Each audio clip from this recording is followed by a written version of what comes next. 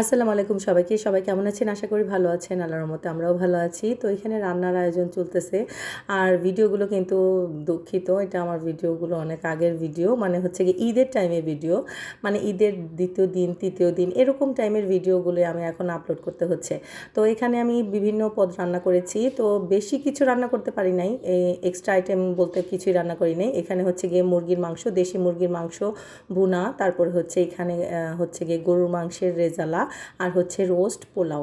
এই সিম্পল খাবারগুলো আমি রাত্র থেকে সব রান্না করে রেখেছিলাম। মানে রাত্র থেকেই প্রিপারেশন নিতে নিতে আমার একদম সকাল হয়ে গিয়েছে। কারণ হচ্ছে গিয়ে যেহেতু দুপুরেই সবাইকে দাওয়াত করেছি, আমার আম্মুর বাসায় আর আমার বোনের জামাই বোনকে দাওয়াত করেছি।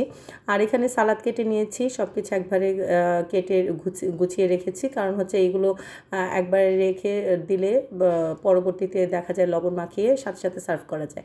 আর এখানে হচ্ছে গিয়ে যারা যেটা পছন্দ করে, কোক, আমাদের বাসায় কিন্তু কোক সবাই খুব পছন্দ করে, কোক আর হচ্ছে গিয়ে 7 আপ নিয়ে আসা হয়েছে। আর আমার আব্বু আম্মু চলে আসছে আগে, যেহেতু আমাদের বাসার কাছে একদম বেশি একটা ডিস্টেন্স না, তো আমার ভাই আবার চলে আসছে। তো একজন একজন সবাই একসাথে আসে নাই, সবাই আলাদা আলাদা করে একজন একজন করে আসতেছে। আর ঘর ভরে যাচ্ছে। আর বেশিরভাগ টাইম আমাদের বাসা নিরিবিলিই থাকে। তো বাসায় যখন মানুষজন আসে, আমার মেয়ে যে কত খুশি হয়। আমার শ্বশুর এরকমই ছিল, সবাই আসবে, খাবে, বসবে, রান্না হবে বেশি করে, এগুলো আমার শ্বশুর খুব আপ্যায়ন প্রিয় ছিল, খুবই পছন্দ করতো। সেম আমার শ্বশুরের মতোই আমার মেয়েটা হয়েছে। তা সে সবাই আসলে খুবই খুশি হয়। আর আমার হাজব্যান্ড এই গাছ থেকে আম চুরি করেছে, আর এইটার ভিডিও ক্লিপ আমি আগেই শেয়ার করেছিলাম আপনাদের সাথে। আর বাবার খুব ক্ষুধা লেগে গেছে, আমার বোন আসতে দেরি করতেছে। আর যেহেতু আমার বাবা ভাত দিয়ে খাবে, মানে সে পোলাও খায় না, যার কারণে তার জন্য আলাদা ভাত রান্না করা হয়েছে। তো এইদিকে আমার হচ্ছে গিয়ে ভাই, মানে হচ্ছে আমার বোন আর বোনের জামাই চলে আসছে। তো উপর থেকে আমি একটু ক্লিপ নিয়েছিলাম। আর বোনের মেয়েটা তো আপনারা সবাই চিনেন, আমি অনেক ভিডিও তার সাথে, আমার মেয়ের সাথে আপলোড করেছি। তো ওরা কিন্তু সমান সমান এজেই, 1.5 মাসের ছোট বড়। আমার মেয়ে খুব এক্সাইটেড তাকে দেখে। আমার মেয়ে যেহেতু বড় বোন, সে হচ্ছে ছোট বোন। তো আমরা দুই বোনই এরকমই ছিলাম। তো আমার দুই বোনরা যেহেতু ছিলাম 2 বছরের গ্যাপ, আর ওরা হচ্ছে কি 1.5 মাসের গ্যাপ, প্রায় সমান সমানই। তো এখানে সব কিছু আমার হাজব্যান্ড সুন্দর করে সার্ভ করে দিয়ে, মানে গুছিয়ে দিয়েছে, আমাকে খুব হেল্প করেছে। তো তাকে অনেক অনেক অনেক ধন্যবাদ।